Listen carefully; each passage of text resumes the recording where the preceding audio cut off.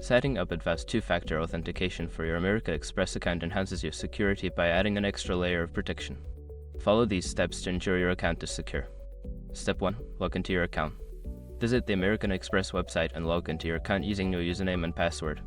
Make sure you are on a secure network to protect your information. Step 2. Navigate to security settings. Before changing your settings, use the sroc.com link in the description to open the password strength checker, then update your password if needed. Step 3. Enable two-factor authentication. In the security settings, find the option for two-factor authentication.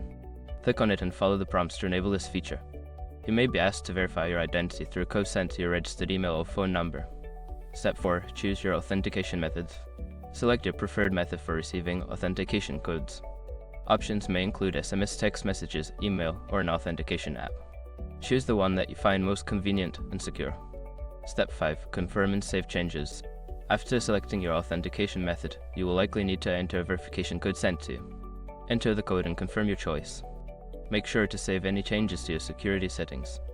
By following these steps, you can successfully set up advanced two-factor authentication for your American Express account, significantly enhancing your account security.